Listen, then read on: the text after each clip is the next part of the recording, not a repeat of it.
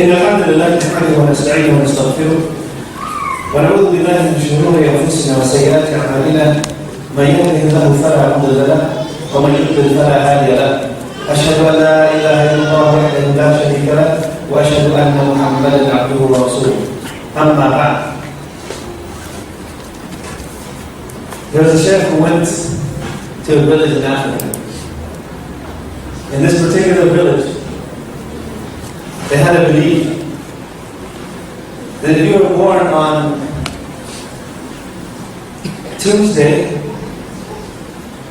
you'd be a nobody. If you were born on Thursday, then you'd be a somebody. That was their belief. And so they told the sheikh. They told the sheikh this, and the sheikh said, no, it's not possible, it's not true. It's not true. So they said, go ask the people. So they went and they asked the successful, he went and he started asking the successful business people, the leaders of the community, and he asked them, when were you born? When were you born? And they would say, I think it was, Thursday was, there would be somebody. Tuesday there would be nobody, right? So the people, the doctors, the really successful people in the community, he would go ask them, they would say, probably say, I was born on Thursday, yeah. And he found out that 80% of the people that he asked, the really, really highly successful people, they were born on Thursday. And then he would ask the people, the beggars, the lowly people of society, and he would ask them, when were you born? It's Tuesday. About 80% of them, they were born on Tuesday. So they said, see, it's true. If you were born on, when was it Tuesday, you'd be a nobody. Thursday, then you'd be a somebody. And do you know why this is true? It's true for them because they expect it to be true. It's expectations. And it's how they treat their children. It's how they treat those who were born on Tuesday and those who were born on Thursdays. And so they treat them differently. So for example, if a person had a son, two sons, one was born on Tuesday, the other person was born on Thursday, if the one who was born on Tuesday came home, like on Saturday at 9 o'clock, right? Or if he came home really late, and he's the one that's supposed to be back, if he came home really late, they wouldn't say anything. Maybe the mother would say, why don't you say something to them? She would probably say, the father would probably say, he's born on Tuesday or Thursday, whatever the day they believe. And he's born on that day anyways. He's not going to be anything but. But if his brother came at maybe 9 o'clock, not even late, they would say to him, you know what day you were born? Yeah. Well, people were born on that day, they shouldn't be around, walking around like that. They're studying. Even on a Saturday. Yeah, you're right, And so they expect more of that person. So it's all about expectations, what you expect of them. Sometimes it makes a big difference. And so, that's why the companions, the Messenger of Allah sallallahu alaihi wasallam, the Prophet always, when he treated the companions, he always expected great things from them. And he treated them very, very kindly and nice, to the point where he was always smiling at them. Everyone who saw him, they always felt that they were his favorites because of the way he smiled at them. And so this is how the Messenger of Allah sallallahu alaihi wasallam was with other people, especially with the youth and even the adults, with all of them. And we as Muslims, especially as parents, with our children, should have that bond also. Amr ibn As, he came to the Messenger of Allah sallallahu alaihi wasallam And he said, and he was saying, the Messenger of Allah sallallahu alayhi wa sallam always smiled when he saw my face. So much so that I thought that I was his favorite. That I thought that I was his favorite. So I went to him and I said, "O Messenger of Allah, who is better? Me or Abu Bakr?" Subhanallah. I'm a pastor, mashallah, very high status, but it seems like he thought, because of the way that he spoke to him, he thought that he was the Prophet's favorite. And so the Prophet ﷺ said, "No, Abu Bakr is better than you." Okay, it's understandable, right? That's Abu Bakr. So he gave it another try. And he was serious about it. Because of the way the Prophet ﷺ treated him. So special. And he said, "Oh, Messenger of Allah, am I better than Abu Bakr and Umar, or is Umar better than me?" MashaAllah.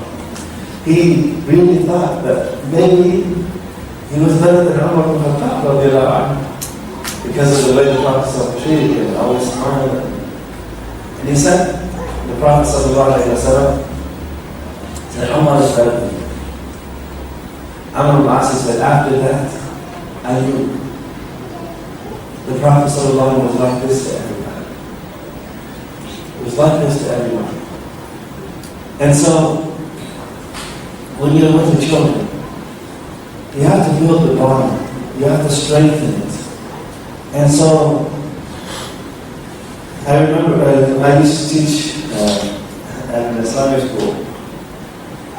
And every student that would come to me, I would speak to that student. Deep down, I would have their attention.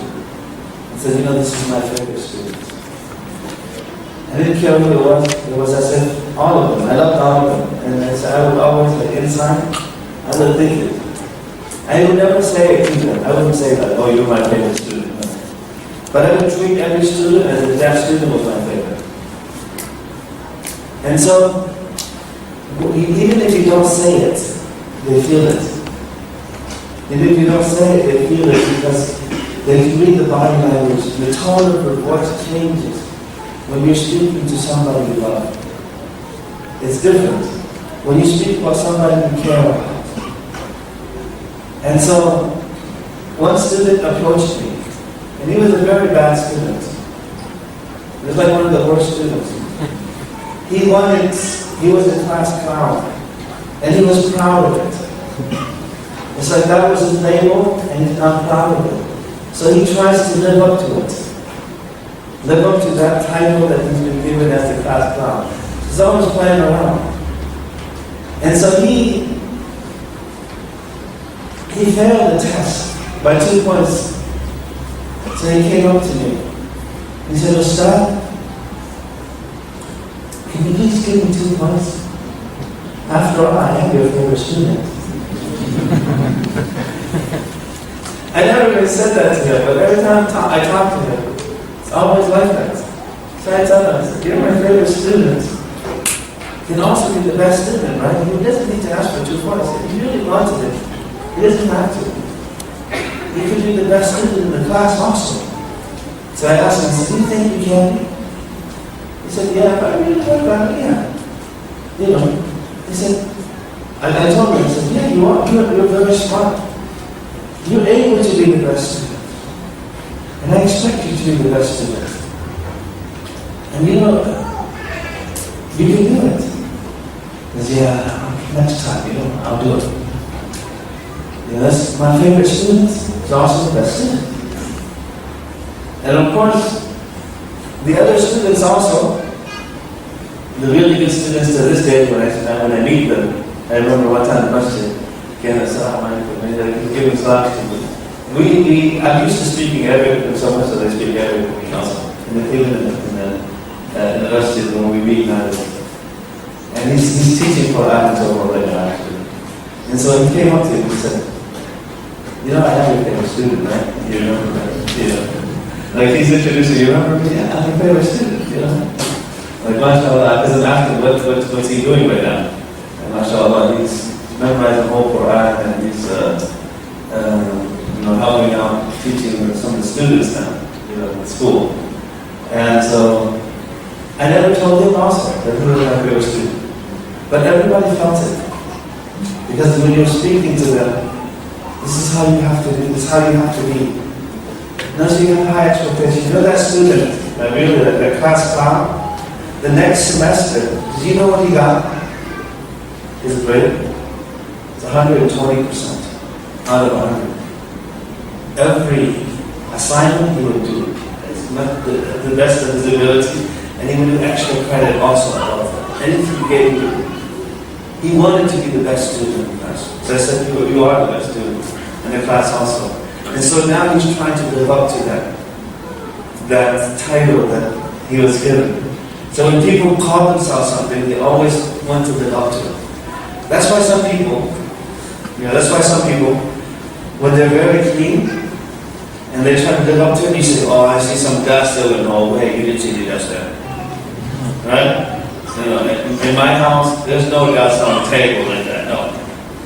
Because that's who they label themselves as someone very clean. You can't say something like that about that particular person. And so, when it comes to, the first thing when it comes to teaching our children, we have to build that trust.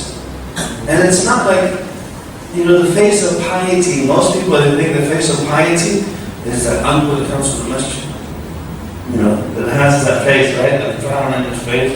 Hey, then the guys come, and the children, they see him. Hey, get out. He's here. The uncle's here. Right? The Messenger of Allah, that's not how he spoke to the children. He was very kind to them. In fact, the Prophet ﷺ said, لَيْسَ مِنْهُمْ مَنْ لَمْ يُوَقِّرْ كِبَارَنَا وَلَمْ يَرْحَمْ صِغَارَنَا. He's not amongst us. Though he who does not know how to respect the elderly, nor is not merciful towards the young. So in Islam, the young can respect the elderly, you should have mercy upon the young also. And of course, especially in your house. And so we might say, that you know what?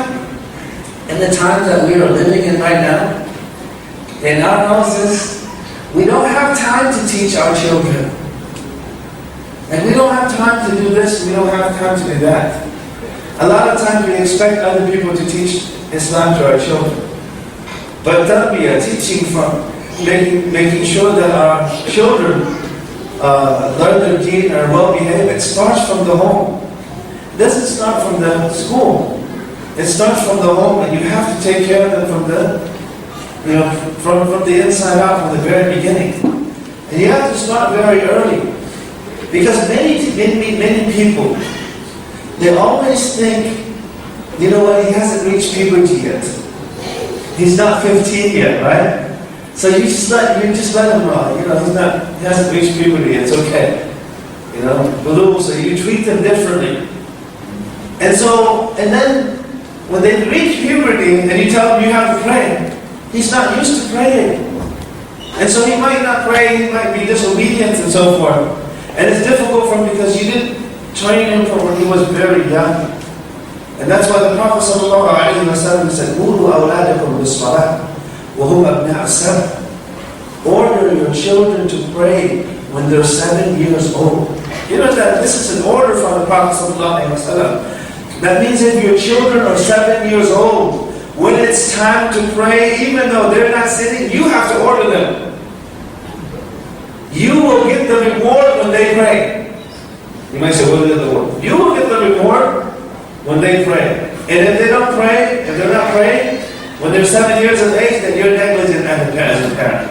Because you're not following the order of the Messenger of Allah. So at 7 years of age, sometimes when it's prayer time, even during Fajr time, order your children to pray when they're 7. He didn't say order your children to pray when they reach puberty. Because by that time, they already think they know everything. Do you understand? When they're teenagers, they think they know everything already. They don't want to listen to you anymore. So you have to understand that whatever you feed them, or however you raise them from the very beginning, it's something that's very important. And then discipline them. Discipline them. وَضْرِبُوهُمْ عَلَيْهُمْ أَبْنَاءَ عَشْرٍ. When they're 10 years old and they still don't pray, then discipline them. Because after 10, if they're not in the habit of listening to you, then it's going to be very, very difficult. So you have to start early. It's not after puberty, after 15, no. That's too late. You already got your bamboo grow cricket. Yeah, you can't straighten them anymore. You know, at 14 years old, 15 years old, they think they know everything already.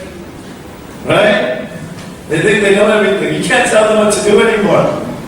And so if you haven't straightened them from the very beginning, it's going to be very hard to straighten them correctly at that age afterwards. Because you didn't follow the sunnah of the Prophet ﷺ in taking care of your children.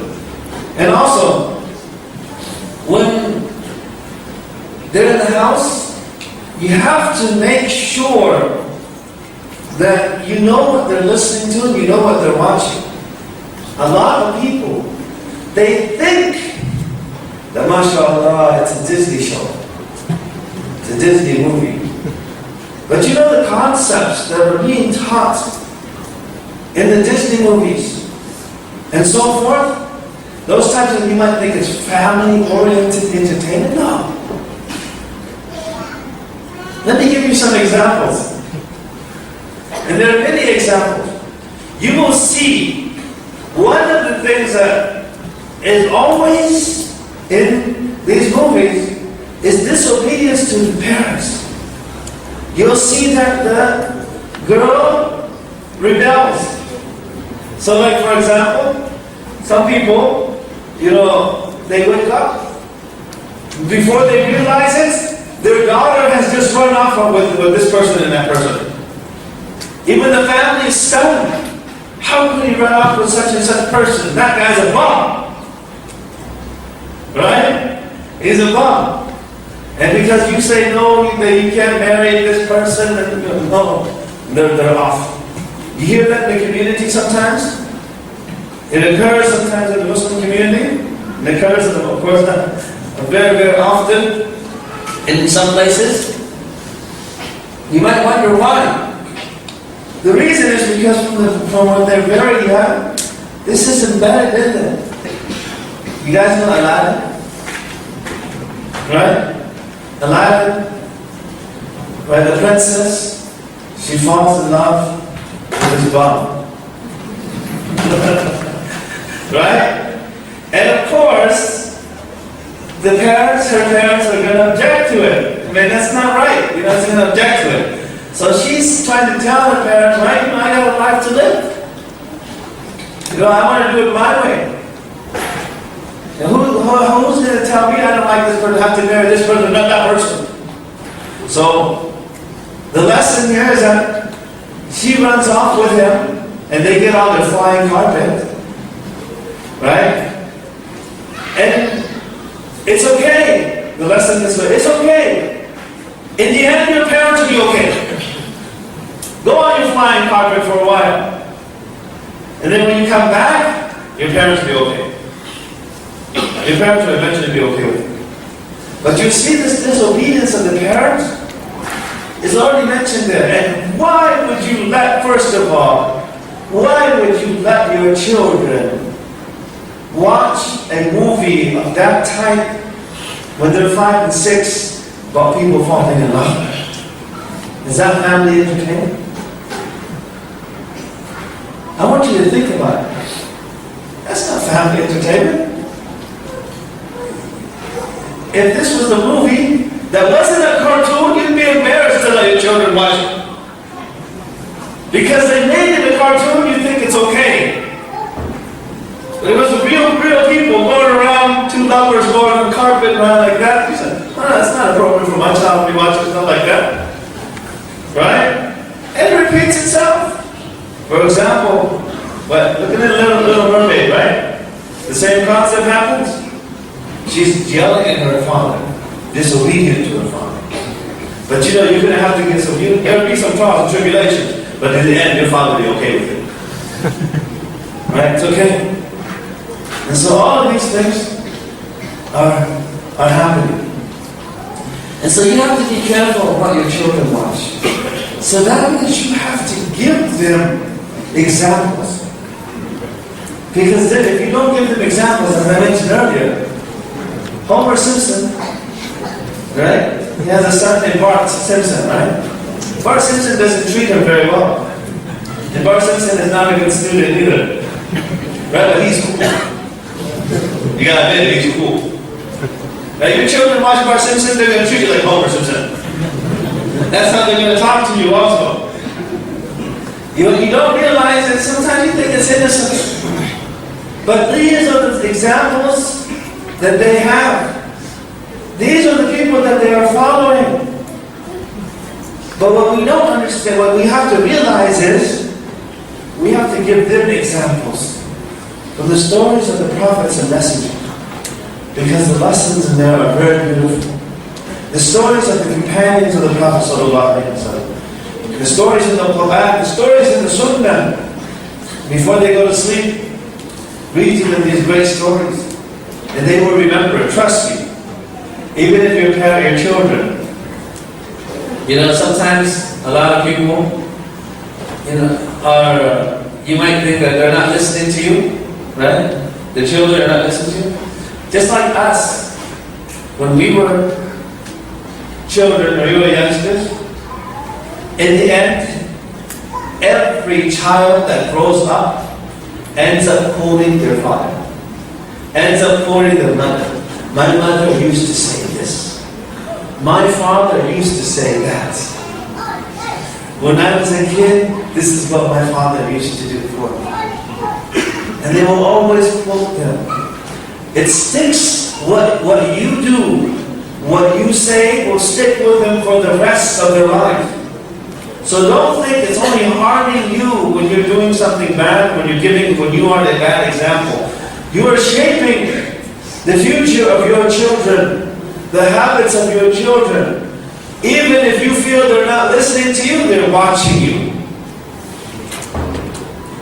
Even if you think that they're not listening to you, they're watching every single step, every action that you're doing, and they're learning from it.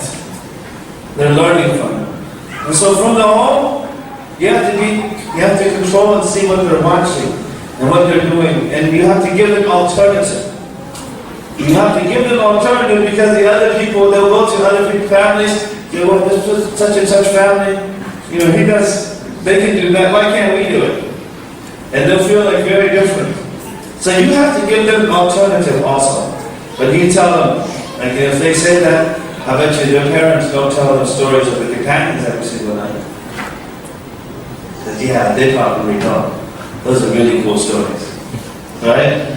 So you have to learn. But the thing, and so that you can teach your children.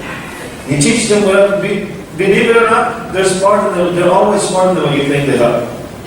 From when they're very young, we always belittle their intelligence. But little kids are very smart. And they learn a lot. And they're very smart. They even know when to cry and when not to cry. Right? Do you understand? Sometimes they'll cry. And you know that they're crying because you know that they know that it works on you. And so, as a child, you have to, you also, besides having to control and see what they're watching, what they're doing, you have to set the example, and we always mention that. But we don't have time. Yeah, you do have time. We just don't make use of the time that we do have properly. I was just on the way here, we were speaking about driving and the rules of driving. I remember, I passed the Washington State driver's test without reading a single page of the driving rules. I passed without reading one page, not a single page. I passed it. And I got my license without studying a single page. I didn't even open the book. I got the book in my hand, And I did not know that I had to take the test that day. They said, oh, you have to take, when you apply this, you have to take the test first. So I was expecting to read before this. I thought, they would give me the permit, and then I would come and take the written test later on. So I said, okay, you expect me to do it, man, let me just do it anyways. So I sat down on the computer, right, and pressing this and pressing that, and I looked, I started answering, and I passed. I passed without studying, not because I'm smart. It's not like I'm going like this. I got it now. No, this didn't work that way. I didn't have to open the book, okay? You know how I passed it? I was thinking about, how did I know all of this? How did I know all of this? How did I pass it? It's difficult to pass any test if you don't read a single page, right? But the reason why I knew the answers to those questions, I remember, because of my father. My father, when we would get into the car, he would ask me questions related to the deen and things like that. So that, because when you're driving, you spend a lot of time with the children. On the way to the store, he would think of a question related to prayer or related to something like that, and then I would answer. And if I didn't know, he would teach me. And I was used to that. And of course, if it's a long trip, he would run out of questions. Okay. He would run out of questions to ask. So what did he end up asking me? The things are around, right? So he's like, oh, I didn't get a question. And so he would look at the lanes. He said, do you see that? There are dotted lanes here, and there are solid lines on that side. Do you know what that means? So I'm looking over. I don't know. And he said, the dotted lines means that those people on the other side can't cross over and pass. And us, we're on this side, we can pass. Then he would run out of questions and he would say, do you know where you're not allowed to pass? Because he's driving, right? And so the first thing, you run out of questions, okay, oh man, I don't know how to. But he's got to ask. Why? Because with the children, right? If you don't ask, what do they end up happening? They start fighting in the car. Right? And then it distracts you. You go, will you guys please behave yourselves? Well, instead of saying, will you guys please behave yourselves, say, can anybody name me 15 prophets? Okay, I've got one. Okay, one at a time, we can run. Do you understand? If you do this every single time you get in the car, trust me, your children will know a lot. If you're consistent with this, your children will know a lot. They would grow up, mashallah, knowing a lot. And this is what the Messenger of Allah, sallallahu alayhi wa sallam, by the way, that's how I passed the test. That's why I knew the answers. Because I did not know, I knew that, what these signs meant, because I remember what my father used to tell me. And he only asked me these questions, of course. He knew that I was a kid. I'm not going to drive anytime soon. He just ran out of questions. That's it. And so what ends up happening is, you have to learn also. Of course, you don't want to run out of questions, right? So you're going to have to learn. And so make the intention to ask your children questions at normal times. You don't have to have a gathering. Okay, today, at 6 o'clock, from 6 to 7 every other day, we're going to have a Halaqa, we're going to read hadith, right? What are your children going to say? Oh, again. Oh, that boring Halaqa. Boring family Halaqa, right? But when you're teaching them spontaneously, they don't feel it. They don't sense it. So when you're watching, let's say you're washing the dishes, you're doing the house chores, doing things in the house, and then your children come from school, before they come in, have a question ready, right? Maybe you know that they're hungry, have a question related to food. So you might ask, son, is it permissible for a Muslim to eat a frog? Right, he's hungry. Frogs, I'm pretty hungry. Maybe I could eat it, But is it permissible in Islam? Right? And then you would tell him, no, it's not permissible for a Muslim to eat a frog. Because of a hadith in the Messenger of Allah sallallahu alayhi wa sallam, and Sunnah Abi Dawood, that the Prophet said, do not kill frogs, because they are creations of Allah that make us speak to Allah subhanahu wa ta'ala. So if you're not allowed to kill the frog, then you can't eat the frog unless you can put the frog in your mouth and eat it and then still come out alive, which is impossible. Right? So if you're not allowed to kill it, then you can't eat it. So the meat would be haram. So then you'll remember.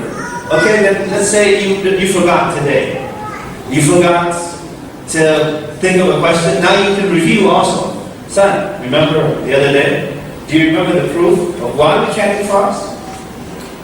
Right? And so you would think, whatever you learn, you teach your children. Because when you're in that state, then you become a better person also. And you retain what you learn. But that's what the Messenger of Allah sallallahu alayhi wa sallam, he was behind, he said, Abdullah ibn Abbas, he said, I was behind the Messenger of Allah sallallahu alayhi wa sallam. And he turned around. Remember, he was behind him, he was on a donkey. And the Messenger turns around, Ya Ghulam, inni u'allimuka kalimat. I'm going to teach you a few words. Yahfadullah yahfadka. When was this? Was this at the masjid? Or he was doing a khutbah? No, this is when they were traveling. Abdullah ibn Abbas was behind them. He didn't waste the time. He turned around and reminded him of Allah. He's teaching him Tawheed. He's teaching him to be conscious of Allah. إِنِّي أُعَلِّمُكَ كَلِمَاتٍ. Let me tell you a few words. This is okay, right? It's just like when you're driving, you're turning around. Well, we don't have donkeys that we ride now, so when they're in the passenger seat, this is what we do. And that's what the Prophet ﷺ did. So you say, oh, I don't have time. No, you do have time. Just be consistent. Imagine if you did this with your children, you would know so much more. And your children would know so much more. Then they would know the rulings of this. They would know what this companion was. So each day change this and change that. You tell them the story here. So you do have time. Do not come forward and say, oh, I don't have time. Make the little time that you do have useful. And make use of that.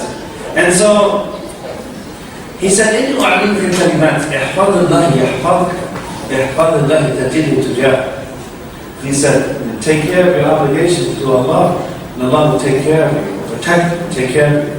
Take care of your obligations to Allah subhanahu wa ta'ala. And Allah subhanahu wa ta'ala, you'll find Allah subhanahu wa ta'ala always there for you. And so he's teaching him to be conscious of Allah all the time. And that's why when it comes to our children, from the very beginning, you teach them to be conscious of Allah. You don't say that, for example, you say, you should be kind to me, you should do this. Because we're Malays. And that's what we do. No, don't. Because that's what sometimes we teach our children that, Because with this, don't do this, because this is what Allah subhanahu wa ta'ala, our Creator, wants from us. Not because of this culture thing or anything like that, no, because of Allah subhanahu wa ta'ala. Connect them with Allah subhanahu wa ta'ala all the time. And remind them of Allah subhanahu wa ta'ala all the time. Because when you remind them of Allah subhanahu wa ta'ala, what ends up happening is even when they're alone, they'll still be conscious. But if you say, do this because your grandmother, or because of this person, and that person's not there, when you're not there, they won't be conscious of Allah subhanahu wa ta'ala, they won't behave themselves. So you remind them of Allah subhanahu wa ta'ala. The second thing is to teach them manners. Teach them the etiquettes. And that's a part of our deen. وَاعْبُدُوا اللَّهَ وَلَا تُشْرِكُوا بِهِ شَيْئًا وَبِالْوَالِدَيْنِ إِحْسَانًا. Worship Allah, do not associate anything with Him. And towards your parents, be kind. This is an order from Allah. So you teach them to be kind. Teach them to be nice. Teach them to be obedient to you, so that Allah will be pleased with them. So that Allah subhanahu wa ta'ala will be pleased with them. And if you teach them that, then what will end up happening is when you teach your children to be conscious of Allah, to be kind to you because of Allah, even when they are angry at you, they will still be kind to you. But they might say, you know, my father really mean to me today. But you know what? I'm still going to be kind because Allah is the one that ordered me. And you know, I'm not feeling it with my father until today, you know. But Allah subhanahu wa ta'ala has ordered me to be kind to my parents. And so He's doing it for the sake of Allah. So teach them to be sincere. Give them, you know, of course, help them out. And always, you know, they like it when you do things together. Don't just tell them to do things and on their own. Tell them to do things and then also try to help them out and do it with them. So that time that you spend with them is very important. And the reason is because it's building that bond. Because you don't want him to go to other people. You want him when he has problems, children when they have problems, to come to you and to trust you. And also, if you want your children to be obedient to you, you have to be just to them. You have to be fair to them. You can't love this person. You can love them more, but you can't be unfair to them. You can't buy this person something and not buy your daughter something else. At least, you know, if you're going to give them something, you give the other person also. Why? Because naturally, every human wants justice. Every human wants justice. And when justice is not there, when you're not being fair to people, they are more likely to be disobedient. And they're more likely to not care because you're not being fair with them. You know, in the early 90s, in the 90s I think, I forgot, there was a person in Southern California, and he was African American, and he got beat by the police, and somebody had a camera, and he got in the news, and so it was big news. It was a big thing. People were talking about it because the way that he was getting beat. Anyways, so this was a neighborhood, and there were the four police officers who were there. They were Caucasian, they were white. So they beat this black man. And when they brought him to court, afterwards they were all acquitted. Nothing, there were no charges against those four men, the four police officers, even of the brutality they did to this man. So when that judgment was pronounced, what ended up happening outside? When people saw that, it was very clear that this was not fair. They came out. No justice, no peace. No justice, and they just went crazy. And of course, you're not supposed to do that. Of course, there are some people who went crazy. They just want to steal TVs and so forth, and things like that. Just join the crowd. There were people like that, right? But there are some people who were just, when they knew that there was injustice, they didn't care anymore. Like that was it. And so that's why with your children, if you're not fair with them, then you're going to have problems. And that's why the Prophet ﷺ was approached by a companion. And he said, "O Messenger of Allah, I would like you to be a witness in that I have given my son this garden of mine." Meaning, you be a witness so that this garden here I have given to him. So in other words, if there's any disputes later on, you can tell him, you know what, I heard your father saying that this garden is for such and such son. So when the Prophet heard that, he said, "Did you give all of your children a similar garden?" He said, "No." He said, "Then I will not be a person that will witness over something that is oppressive, unfair." Why? He said, if you are going to give something to someone, then give to all your children also.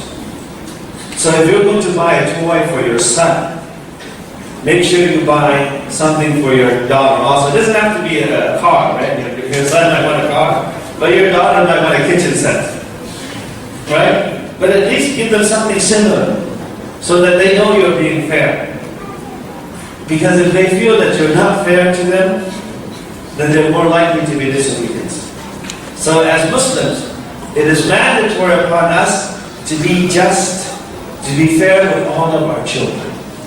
If you give one to something, and you give something to someone amongst your children, you have to give all of them. Otherwise, don't give it, and then don't give the other. Then, if you do so, they will also have. You'll increase the jealousy amongst them also. So at least when you're fair, and they know that you're fair, they're very more likely to listen to you. And so, with our children also, you have to understand that how we behave affects them. What we love affects them. What we say affects them.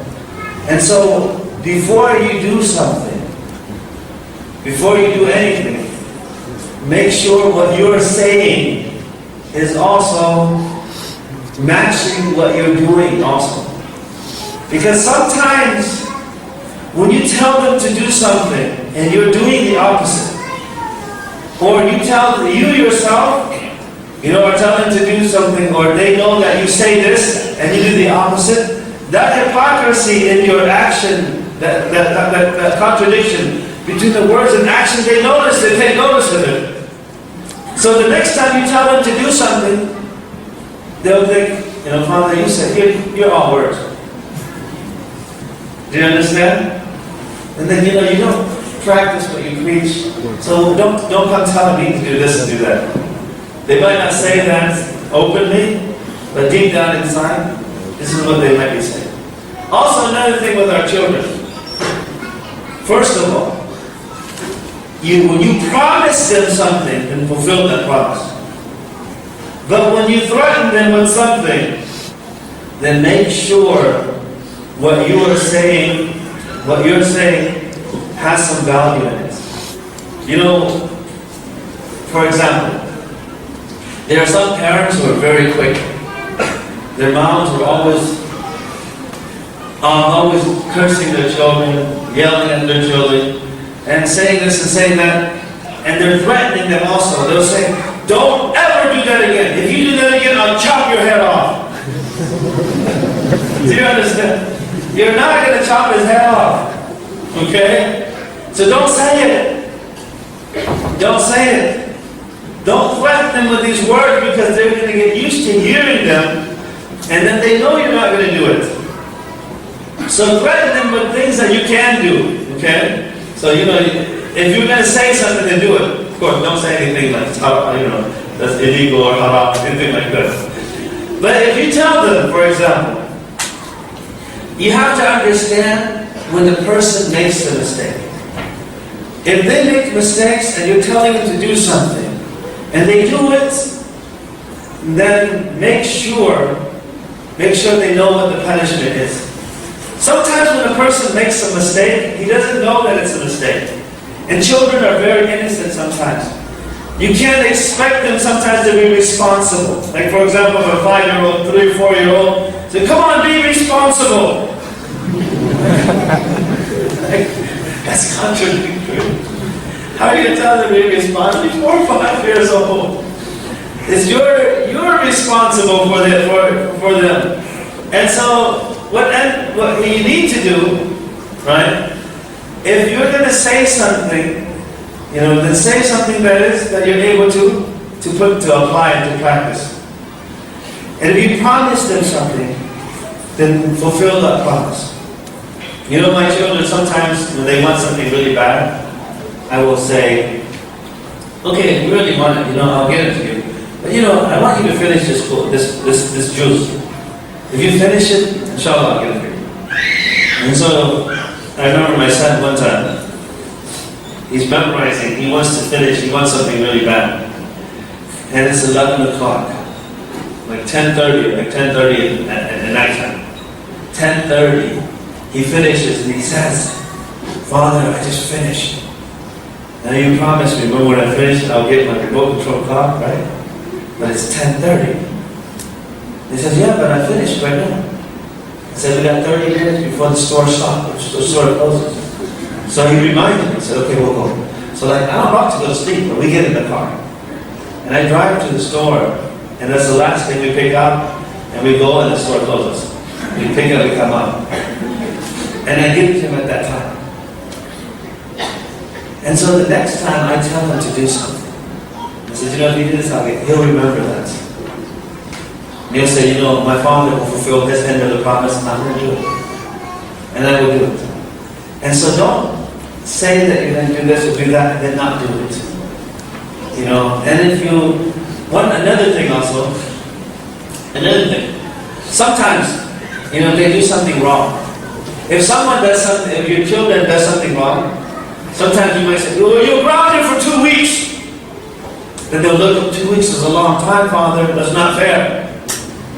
Right, this is what I do. I'm going to teach you. What you want to do is you want him to give the judgment. Let's say, first of all, if he doesn't know that he's wrong, then you treat them differently. If they don't know that that's wrong, but if they know it's wrong, say, I tell them, don't do this again. The next time he does it, before I do anything, I tell him, okay, if you do, don't do that because of this, and that. And if I don't want him to do it again, and if I want to punish him for it, if he does something bad, I'll say, okay, listen, if you do it again, if you do that again, what do you think I should do for you? What punishment do you think I should apply? I'm not going to apply this time, okay? You're good to go, but if you do it again, what's going to happen? So he's thinking, he's looking at me. Nothing. Right? So I tell him, no, serious here, okay? I'm being serious. What do you think I should do? So he's thinking, okay, don't let me use the internet for 2 months. Right? So he's going, so I'm thinking, personally, 2 months is a lot. Right? He doesn't realize how long 2 months is. So I'm thinking, 2 months is a lot. But okay, you said so, okay, don't do it again, okay? Remember, if you do it again, it's 2 months. So he ends up, let's say he ends up joining. So I come to him, and I say to my son,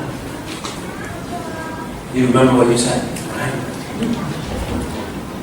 You know what the punishment is? So he'll look at me and he'll say, yeah, but 2 months is a lot. Right? But he won't argue with me. Because who was the one that gave that punishment? It was he who did it, who said 2 months. But if I did not do that ahead of time, and he did it wrong again, I said, no, you're not going to use it there for 2 weeks. He said, but that's a lot. 2 weeks is a lot. Right? Because I said it, now he'll argue. Or he'll say, that is a lot. Maybe you should, make it less. But now, even at 2 months, he can't argue because he was the one that gave that punishment. So how can he say it's not fair? I didn't do it. You were the one that said 2 months. Right? So 2 months it is. 2 months it is.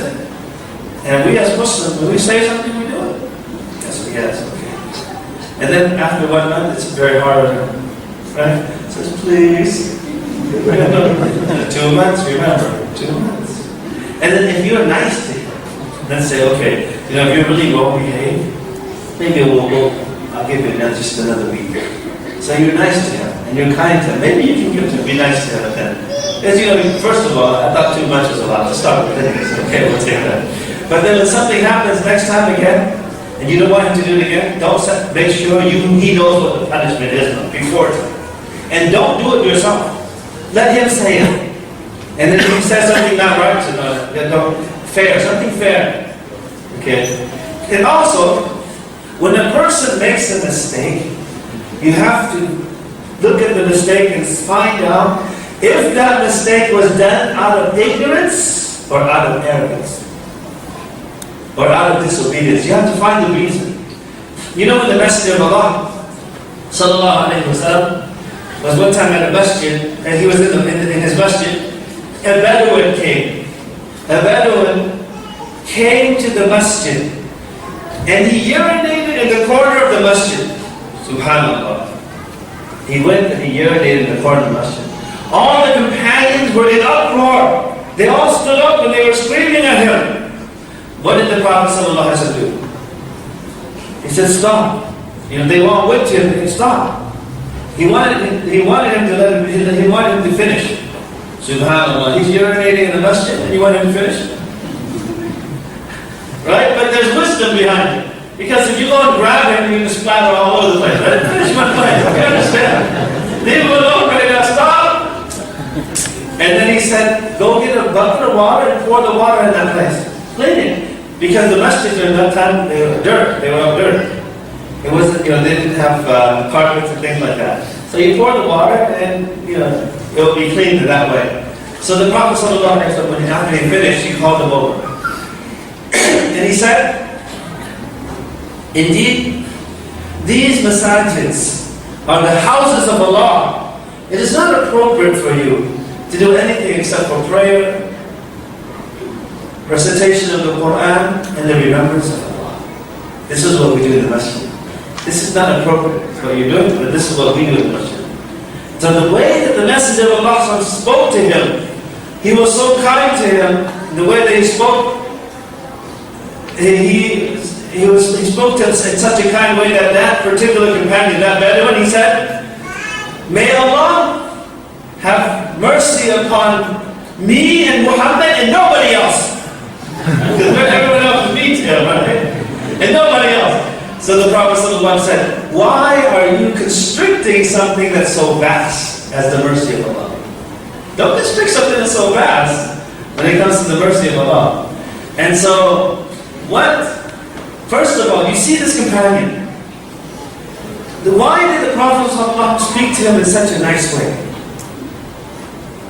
And he didn't scold him, didn't yell at him. Do you know why? Because this companion was ignorant. He did not know that urinating in the masjid was wrong. You might say, wow. Isn't that common sense? Right? It is common sense to me and you, but it's not common sense to him. So there are many things that's common sense to us, but to our children it's not common sense. They don't know that it's wrong. So if they don't know it's wrong, don't scold them, don't yell at them. Teach them. So this companion, the Prophet taught him. You might say, how can he not know that that's wrong? Do you know how? Because he's a Bedouin and he lives in the desert. He moves from place to place. Whenever he feels the urge to urinate, all he does is go to the side. The whole desert to him is a bathroom. Do you understand? The whole desert to him is a bathroom. So now he's come to Medina. He's come to a city. He doesn't live in the city. Okay, I need to urinate. What's his first instinct? To go to the side. He doesn't care where he is. For his whole life. From when he was young, when he was a baby, until he grew up, until at this age, if you want to urinate, just go to the side. Because he lives in the desert. So now he's in the masjid. Oh, I need to urinate. I'm going to go to the side. That was what he was used to. So the Prophet understood that. He didn't scold him. He didn't yell at him because he was ignorant. He did not know that that was wrong. So many times, our children, they do things that are wrong. But we think that, you know what? Why don't we know that that's wrong? Well, maybe he doesn't know. Or maybe he or she does not know. So you have to be kind, and you have to be kind to them. And you have to speak nicely to them, and you have to figure out why they did it. Now if they already know that it's wrong and they still do it, then you treat them differently. And that's why Waaz ibn Jabal, the Sheikh, he's here right here. So I'm going to end it up with this in 10 minutes. So Waaz ibn Jabal, radiallahu anhu, he was one of the scholars of the companions of the Prophet ﷺ. And he used to prolong his prayers. And so one man can complain about his prolonging the prayer. So when he spoke to the Messenger of Allah ﷺ, he came to him, the Prophet approached him, his face was red. And he looked at him, he raised up his voice and he said, أَفَتَانَ أَنْتَ يَا مُعَاذ? Oh Mu'adh, are you a troublemaker? When you pray, lighten your prayer because there are sick people and they're elderly. So he spoke to him differently. He didn't speak to him like the Bedouin did. Because Mu'adh knows better. And he knows. And so that's why he raised his voice to make a point. But he didn't do it with the Bedouin. Because they are two different situations, two different cases. So we ask Allah subhanahu wa ta'ala to make our children the happiness of our life, the qurrat al-ayn, for us in this life and in the hereafter. We ask Allah subhanahu wa ta'ala to teach us that which benefits us and benefits from that which He taught us. وجزاكم الله خيرا. صلى الله على نبينا محمد وعلى آله وصحبه وسلم.